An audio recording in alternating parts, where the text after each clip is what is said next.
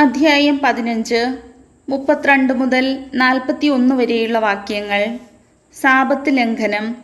Israel ജനം മരുഭൂമിയിൽ കഴിഞ്ഞിരുന്ന കാലത്ത് ഒരാൾ സാബത്ത് നാളിൽ വിറക് ശേഖരിച്ചു. അത് കണ്ടവർ അവനെ സമൂഹത്തിൻ്റെ മുമ്പിൽ മോശയുടെയും അഹ്റോൻ്റെയും അടുത്തു കൊണ്ടുവന്നു. എന്തു ചെയ്യണമെന്ന് വ്യക്തമാകാതിരുന്നത് മൂലം അവർ അവനെ തടവിൽ വെച്ചു. അപ്പോൾ കർത്താവ് മോശയോട് അരുളി ചെയ്തു, ആ മനുഷ്യൻ വധിക്കപ്പെടണം. പാളയത്തിന് പുറത്തു വെച്ച് ജനം ഒന്നു ചേർന്ന് അവനെ കല്ലെറിയട്ടെ. കർത്താവ് കൽപ്പിച്ചതുപോലെ ജനം പാളയത്തിന് വെളിയിൽ വെച്ച് അവനെ കല്ലെറിഞ്ഞു കൊന്നു. കർത്താവ് മോശയോട് അരുളി ചെയ്തു, എക്കാലവും തങ്ങളുടെ വസ്ത്രത്തിൻ്റെ വിളുമ്പുകളിൽ തൊങ്ങലുകൾ പിടിപ്പിക്കാനും തൊങ്ങലുകളിൽ നീലനാടകൾ കെട്ടാനും ഇസ്രായേലിയരോട് കൽപ്പിക്കുക.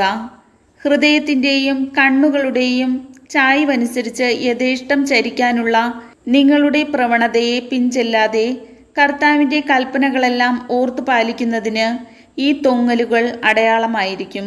അങ്ങനെ നിങ്ങൾ എൻ്റെ കൽപ്പനകൾ ഓർത്ത് അനുഷ്ഠിക്കുകയും നിങ്ങളുടെ ദൈവത്തിൻ്റെ മുമ്പിൽ വിശുദ്ധരായിരിക്കുകയും വേണം. നിങ്ങളുടെ ദൈവമായിരിക്കേണ്ടതിന് നിങ്ങളെ ഈജിപ്തിൽ നിന്ന് കൊണ്ടുവന്ന നിങ്ങളുടെ ദൈവമായ കർത്താവാണ് ഞാനാണ് നിങ്ങളുടെ ദൈവമായ കർത്താവ്. കർത്താവിൻ്റെ വചനം.